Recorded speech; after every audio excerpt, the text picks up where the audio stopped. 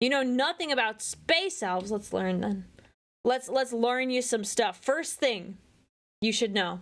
I am not a space elf. We're just gonna lead with that one. This video is sponsored by Incogni. Hi friends, today we're going to be talking about the single most successful species in the entire 40k universe. Yes. Sure, they've hit some rough times and haven't been doing so hot lately, but who hasn't had their hiccups? Plus, despite being one of the key factions in the setting and having perhaps the biggest impact on the setting, these dudes are still a pretty underrated Yeah, biggest impact on the setting, easily. and neglected faction. So you can be both a pompous elite who's better than everyone while still somehow being an underdog. Today, we're talking about the Craftworld Eldar and who can resist Power Ranger, ultra advanced ninja dudes with ghost Power robots. Ranger, oh gosh. Well, apparently a lot of people, but forget that. Today, we like the elves. And before talking about those funky Craftworlders, we gotta discuss the Eldar race as a whole. But first, speaking of dying empire, Just like an elf to lie. Look, I'm very honest. You were at my stream on Saturday. My dad was there and he said, I'm very honest. The most honest of all the siblings. you know what empire's dying for me? The empire of annoying scam likely calls has been in shambles since I started using Incogni. That's right, this video is Spam calls sponsored are by annoying. Incogni. Beyond annoying spam calls, data brokers can be quite dangerous. Malicious ones may weaponize your personal information to carry out scary things like scams and identity theft. And there can be hundreds of sites that have your information. Before using Incogni, I found an alarming amount of sites with my phone number and address just from Googling my name. Since I didn't want anyone to find my home and threaten my 40k armies, I tried to take that information down. Unfortunately, a lot of these stupid sites made it a long, annoying process, and I wasted valuable painting time. But fortunately, Incogni does all that work for me now. Once given permission from you, Incogni goes out and does everything needed to remove your personal information from these data brokers. I won't lie. For me personally, Incogni has done a great job of taking out my information and has taken down my info from over 400 sites now. So, I thought about doing this. if you're interested, click the link in the description, incogni.com/KrakDuk, and use the promo code KrakDuk to get a 60% off on the annual plan. Thank you to Incogni for sponsoring this video. Anyways though, the Eldar were created by the Old Ones in the War in Heaven to wage war in heaven against the Necron menace. Since the Old Ones were getting their gobsmacked, they created a bunch of species. Not my favorite piece of art because I feel like the old ones have to be the big chunky boys. They gotta be big and chunky, personally. To use like Pokemon against the stupid skeletons. And just like Pokemon, there's a physical and special attack split. So where the Kroaks were incredibly powerful and imposing soldiers, the Eldar were extremely potent psychers. The War in Heaven era Eldar were probably the most powerful psychers the universe has ever seen as they went toe-to-toe with gods. Despite the Eldar's incredible sorcery, the Necrons were able to vanquish the Old Ones. However, after destroying the Old Ones and shattering the Catan, the Necrons had to go into the Great Sleep in order to evade the Eldar. That's gonna be me Although later. the Necrons had won the war, the Eldar had become so powerful that the Necrons couldn't possibly hope to defeat them in their war-torn state. So, with the Necrons, Old Ones, and Catan gone, the Eldar culled the Korks and took dominion of the galaxy, becoming the most advanced society ever. The Eldar was the most powerful and longest-lasting empire in the entire setting. Think about it. The current dominant race in the galaxy, humanity, has been around for about 340,000-ish years, whereas the Eldar Empire lasted for around 60 million years. And, keep in mind, humanity has had a multitude of different empires and governments throughout. Even the Imperium and Dark Age of technology mankind pales in comparison to the lifespan of the Eldar Empire. The Eldar Empire was incredibly technologically advanced, wholly unmatched in military might, and extremely expansive. Immune to disease, unthreatened by external threat, and far beyond conventional societal struggles, the Eldar became bored and unfulfilled in life. So, real quick, let me do a little aside on Eldar biology. The Eldar are quite literally built differently. They may look like humans, but they are extremely elegant, superficially perfect, and they're also supernaturally fast, have ungodly reflexes, and possess an incomprehensibly deep range of emotions and senses. One thing that I will say that I think a lot of people forget the Eldar, a lot of people think the Eldar are just like humans, but like perfect. One of the things that you don't see very often in like the art depicting the Eldar is that they're supposed to be like so perfect, it's uncanny. Like abnormally thin, long features. Like they're supposed to look weird. They're not supposed to look like humans, but better. Yeah, weirdly lanky. Like, but you don't see a lot of that depicted, unfortunately. I think I'd like to see more of that. Like, it gets eerie when you see them in their armor because of how it's designed. So, like, it, you know, you're like, oh yeah, they're just a little more intimidating that way. But it's supposed to be a weird, uncanny valley thing. Yes, yes. But you don't see that a lot because it doesn't sell. Beautiful people sell. So, yeah. And are all very psychically attuned. They are so much more refined than humans that they're said to perceive humanity in almost slow motion and find them very awkward. They even felt that way after looking at the non-me humans as well.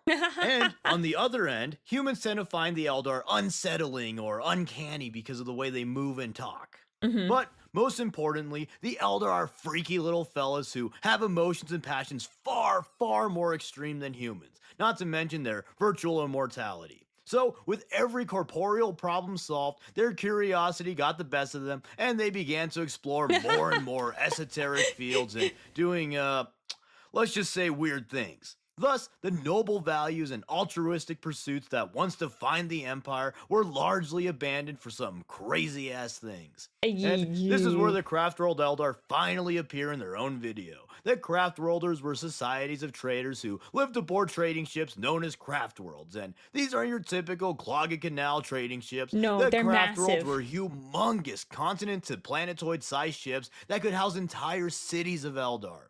The Craftworld Eldar would go across the galaxy on trading missions and only return to the central Eldar Empire a few times every 1,000 or so years. Due to them rarely interacting with the greater Eldar Empire, they saw the race's fall to degeneracy more clearly and became increasingly independent of the Eldar Empire, some even having the foresight to prepare for an inevitable collapse in society. And so, eventually, the Eldar's degeneracy hit a tipping point, and the combination of the Eldar's degenerate ways, extreme emotions, and psychic might gave birth to the Prince of Pleasure, God of Excess, Slaanesh. In an instant, billions of Eldar were annihilated, their Dude. gods killed, other than a few, and their souls being devoured by Slaanesh. And only a tiny population of Eldar were my able soul. to survive.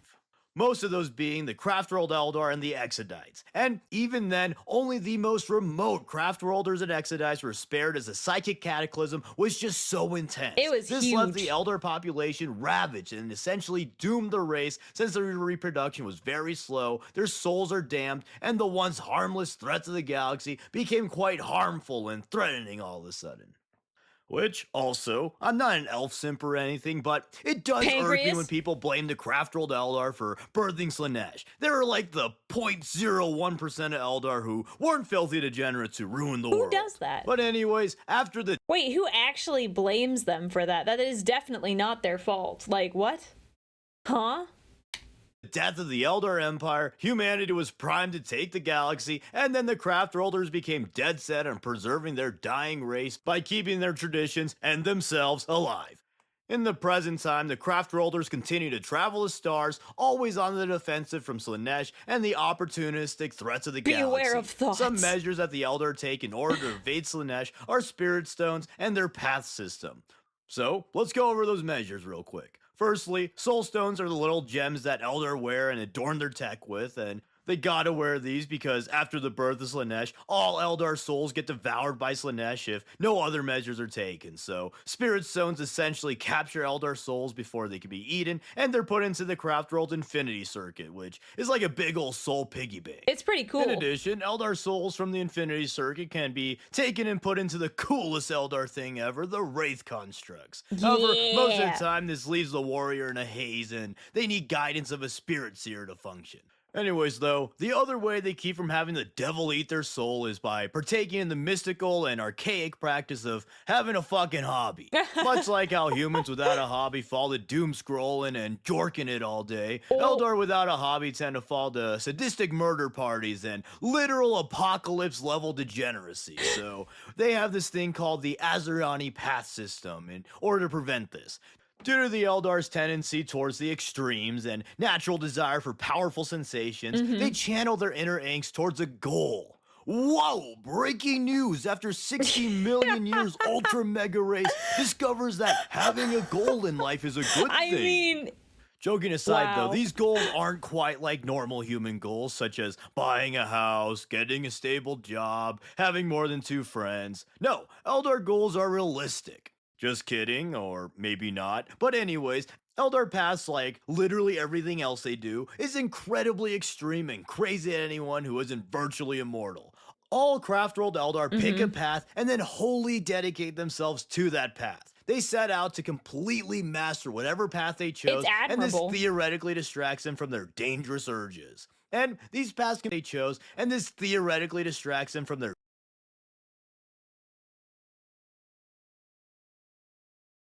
And what? That doesn't make sense to me. What? Oh, never mind. dangerous urges. And these paths can be basically anything, from passive gardening or something stupid to perhaps the most famous path of the warrior that the aspect warriors partake in. And an Eldar can change their path whenever they deem necessary or whenever they feel like they've learned as much as they could from that path. Yes, Although they Rocket, abandoned their 100%. past paths, the experiences on the paths enrich their spirit and helped expand their minds even further for their future endeavors. I sure hope it's not real. Holy cow. Alternatively, if they get too immersed in their path, they may be lost on the path and unable to do anything but whatever their path is. Ooh, that sounds back good. to the Fine warrior dining. path thing. Those on the path of the warrior are the aspect warriors, and they are one of the most, if not the most, elite warriors in the entire setting. Honestly, I'd say in general, the aspect warriors are the most elite warriors in the setting, with only really the Custodians or other Eldar factions coming close. Take note, I said most elite, not most powerful. Correct. Marines and Orcs have more brute force and durability, and there's some other big boy threats out there, but in terms of sheer skill, the Eldar elites are largely unmatched. But anyways, another prominent warrior for the Eldar are, of course, their Psykers. They have, or are supposed to have, the most powerful Psykers of all the main factions. Although they're far weaker than their War in Heaven counterparts and can't unleash their full might lest they get their souls eaten or they turn into crystals or whatever, the Eldar Seers are still a very deadly force, and they're some of the most powerful individual units in the setting. And then finally, in these dire times, every Eldar is trained in combat, meaning that even craft-rolled civilians must take up arms to defend their dying race from the myriad threats of the galaxy. Honestly, Thus, it makes the sense. most numerous Eldar military force, the Guardians, are a militia.